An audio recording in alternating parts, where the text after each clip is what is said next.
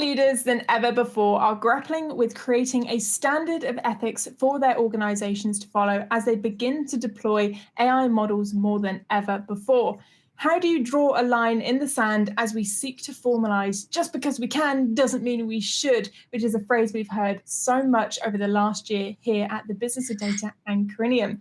And to answer that very question, it's lovely to welcome to the virtual stage Haroon. Haroon, how are you doing? Good. Thank you, Catherine. Great to be talking to you. Amazing. Well, it's great to be chatting to you. Just set the scene for me before we dive into the wonderful world of AI ethics. Tell me a little bit about your role. Yeah, so thank you for the introduction. My name is Haroon Abbu. I'm currently the Vice President of Digital Data and Analytics at Bell & Howell, which is headquartered in Research Triangle Park in North Carolina. A little bit about Bell & Howell. It's a technology-enabled services company that services industrial equipment from automation to robotics with a large install base here in North America spanning multiple OEMs. Company also delivers comprehensive solutions in retail, grocery, and pharmacy, click and collect, and industrial automation. In addition to that, I conduct research with NC State University and Germany's RWTH Aachen University in the areas of digital transformation, particularly on digital leadership. As a result of that, I co-authored a 2021 book titled Trust, the Winning Formula for Digital Leaders, a practical guide for digital transformation, where we explored differentiated actions of digitally mature companies and how their digital leaders succeed by building trust. I'm also an adjunct faculty at NC State University, where I teach a foundational course on artificial intelligence. And one of the topics that we discuss in that course with MBA students is about understanding AI ethics and methods to minimize bias in AI. So I'm looking forward to sharing some of that insight with you and your audience today. And I know there's going to be people in the audience thinking, my goodness, how have you found time to speak to me? But there we go. I'm just going to say, clearly this was top of your agenda today. But well, thank you for joining me. And it's great. As you've displayed, there's so much varied experience and pools of people to talk about. And I'm really keen to bring that into our discussion today. The various things you hear and who from. And I love the fact that this is being taught in universities, because I think this is relatively new that this is being brought to the surface. And I think that's really powerful as well. So we'll dive into that a little bit. Now, the title of this session, The Good, the Bad, the Ugly. I've certainly heard conversations that could fit into all three when it comes to AI ethics, some real horror stories, but then some real success stories as well. When it comes to AI ethics, the good, the bad, and the ugly, what are your main considerations at present when we chat about those things? Yeah, so again, my co-authors and I have done a lot of work on this space, digital leadership, and its role in successful digital transformation. And ensuring ethical AI is one of the key dimensions of digital leadership. So as artificial intelligence makes its inroads into the domains of human resources, criminal justice, healthcare, autonomous transportation, and so on and others, credibility and trustworthiness of AI takes the center stage, right? So what we know is this: consumers are more likely to choose services from a company that offers an ethical framework on how its data models are built, managed, and used, right? So before getting too much into the discussion, let's talk about what AI bias means, right? So at the very high level, AI bias is an anomaly in the output of machine learning algorithms. So how do these biases happen in the first place, right? So first, the cognitive or the human biases could creep in to the machine learning algorithms via either the programmers, data scientists unknowingly introducing them to the model, or while building these models, we're using a training data set that includes those biases. It's incomplete data set, not represented to the actual population. So AI is only as good as its underlying model. So algorithms can easily be tainted, and it can create unintended results, right? So in order to understand what are the key considerations in making sure that AI is fair, let's talk about, again, one of the conceptual models that we have is the built on 6 components to ensure ethical AI. One is leadership. Second one is data. Third one is talent. Fourth one is visual analytics. Fifth is standards. And lastly, it's the governance. I know we'll be talking a little bit more about this as we go along. So the first consideration is around leadership. The specific dimensions, leadership dimensions of digital leaders that help them build trust and credibility of AI, not only within their company, with employees, but also with customers and stakeholders and community in general, the society in general, right? And then second is around data. Again, we touched upon this briefly. Are we using a complete set of data? Is the training data set that we are using to build the model, is that complete? Are there any inherent bias in the data? So that's the second consideration. And thirdly, it's around talent, right? It's necessary to develop talent, not only for scaling or enabling the workforce in an AI enterprise, augmented enterprise, but also to reinforce the diversity and inclusiveness of the data scientists and data engineers. So all aspects of biases, inherent biases, can be taken into consideration. Then we have visual analytics, which is basically presenting the algorithms and the results in a way that's easy to understand, easy to tell a story. And then we have standards. There's a lot of work going on right now in ISO standards, European standards, that offer guidance on how to use AI ethically. And then finally, there is governance models, which is, law enforcement agencies getting involved. There's a high-profile Apple Card case where there was an allegation of gender bias, where husband and wife, when they had the same assets, they got different credit limits. Yeah. The husband getting, I think it's like 4 times more the credit limit. So it's not like it was intentional, but it is the way the algorithms, the data was used, was underrepresenting women, right? So and it became Goldman Sachs was investigated for it. FTC got involved. So there is a lot of law enforcement angle to this as well. And that's the enforcement angle. So these are, 6 of the considerations when we look into talking about how can we make sure that AI is ethical and trustworthy. And it's such a breadth there to dive into. And you mentioned that use case. That was certainly what sprang to mind when I was writing the title of The Good, the Bad, and the Ugly. It's such a good horror story that I think it really just brings into the seriousness of what happens when we perhaps ignore it or we just push it aside. It's a case of these are the real repercussions of when things do go wrong. And as you mentioned, that kind of law enforcement and regulatory enforcement as well. It's right. It's a real thing for sure. Yeah. And it became a high profile case, right? Mm-hmm. And it is not just Apple Card. It's, there are a number of other examples of how facial recognition technologies were, used in a way that would harm people, that would harm society, things like that. So as more and more cases come up, it becomes really, whether the industry takes it upon themselves to make sure it is right, or there will be law enforcement agencies, there will be some enforcement actions that would come in the way as well. So you spoke through the considerations there of AI ethics. Now, you mentioned at the start, you're obviously involved heavily with different pools of people in different industries and different organizations. What are the big things you think that businesses or people in general just don't seem to realize when it comes to AI ethics, yet when you engage them in a conversation, it's kind of like, oh my goodness, I just didn't know that, or I wasn't aware of it. What are the big things that spring out for you for that? Yeah, obviously, some of the the 6 things that I talked about are important just to know what's going on in the industry, right?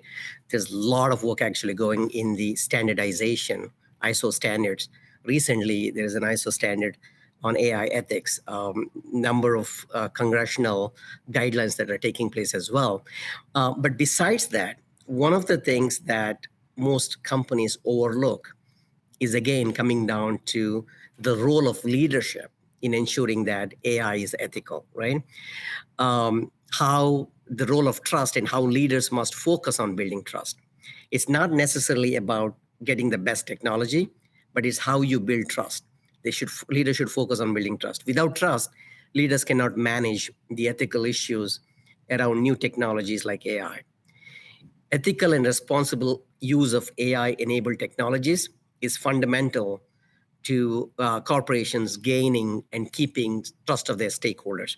When I say stakeholders, I mean customers, employees, and community, and the way these companies become trusted enterprises.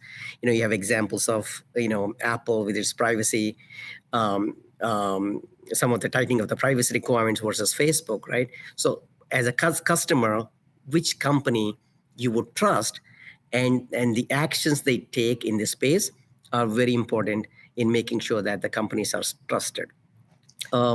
Recent advances in machine learning have enabled AI to be used in hiring, right? Healthcare and other sectors. So it has brought AI ethics to the forefront of digital leadership. So ethical AI emphasizes our responsibility to be extremely reflective about insights from data. So, so that wrong decisions are not made prematurely. So leaders must commit to transparency and that explainability. Are you able to explain the algorithms within your own company so that, the way the decisions are made are well understood? Absolutely. And I think it's also being the empowering to understand those issues and potential challenges as well. I'll happily give a shout out to Courtney Abercrombie, who's the CEO and founder of AI Truth, who recently released a book all about AI ethics that I was very lucky to receive an advance copy of. And in the question I asked you there about things that surprised you in the line of recruitment that you mentioned there, in her book, she was writing about how companies can use these AI tools to do kind of the sift process of recruitment. However, if you don't know how that data is then being forgotten, potentially, if you then apply to a second job that is also using that same AI tool, it could see Catherine King, oh no, she wasn't any good last time, straight out. Right. That's really scary, right? But if you as a HR professional aren't thinking to ask these questions because maybe it's not your space or you don't know to ask them, that's quite scary, right? Yeah, exactly. It was, there was a news article recently where Google would show job ads, the high skilled job offers to non-minorities, right? So, again, these are unintended consequences of AI bias, right? So, yeah, 100%. Now, the risk is when we have these conversations, especially when we talk about the things that we're talking about, because we always end up going down a very dark and scary path when it comes to AI ethics.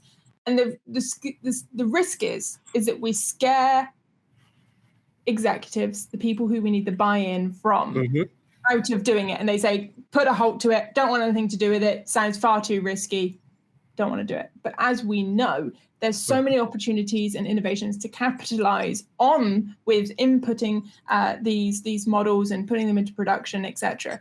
How do you balance that, protecting ourselves, customers, organizations, and interest, with also being able to innovate at a speed that allows you to be competitive in your market and to succeed in your business strategy? Yeah, I mean, these days AI is becoming more ubiquitous, right? So it's not like only high-tech companies can use these AI solution.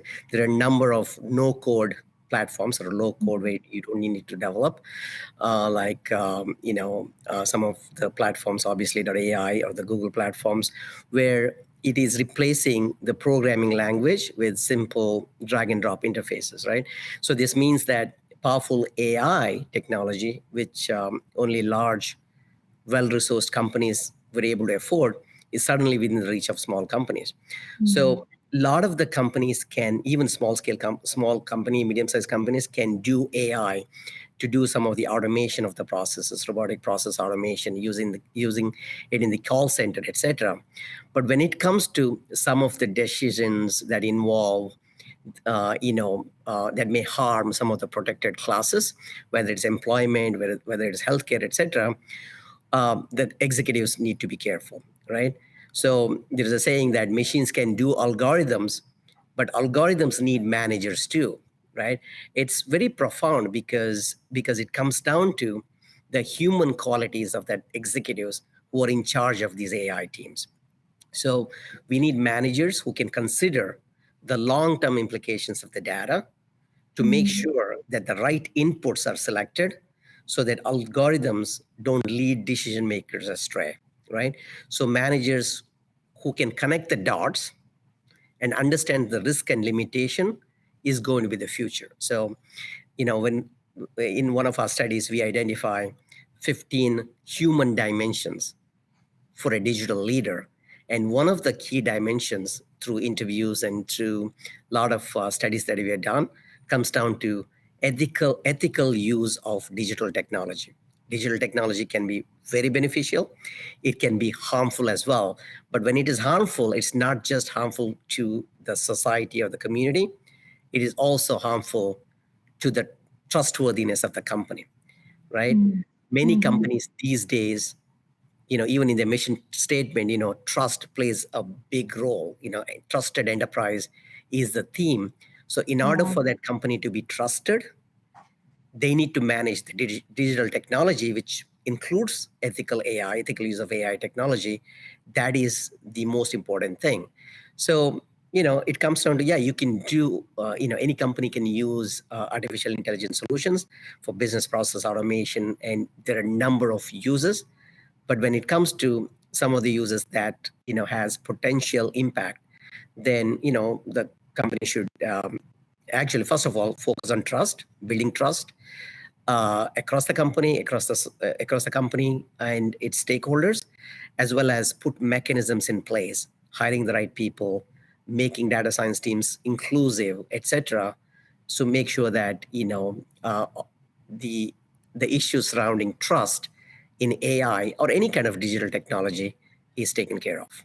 Yeah, I'm so glad you finished with that, actually, because that's exactly what I was about to say as well, is that it doesn't just end with AI ethics, right? It is the entire process that the data analytics IT function produces. You have to have that level of trust, to have that buy-in, to be able to enable that success. Now, we've only got a few minutes left here today, Haroon, and I did start the intro there with talking about this kind of line in the sand, because there's, depending on where you're joining us from in the world, varying degrees of regulation around AI. Yep. How would you recommend data teams and leaders watching today establish a line of, just because we can doesn't mean we should? What's the recommendation you can give? Yeah, I mean, again, making developing that trustworthiness in the company. Some of the steps that we can reduce, we need to take some of the steps to reduce those biases, right? Making sure that the data set is complete, it's free of bias, reinforce diversity and inclusiveness within AI teams. And sometimes, again, ISO and some of the national and worldwide standards organizations are coming up with some guidelines on that. In addition to that, have within the company, have internal review boards, that is cross-section of the company with representation across, some of those protected classes, so that the various perspectives are considered in building an AI model and interpreting it. It's, it comes down to those governance models, mechanisms, and things of that nature to continue to build trust within the company and outside the company. Amazing. Some amazing sound bites throughout that interview there, Haroon. But thank you so much for joining me. And I'm going to encourage everyone who is watching here today to make sure they connect with you on LinkedIn so they can follow your content going forwards if they aren't already. But thank you for joining me at the festival today. All right. Thank you very much, Catherine.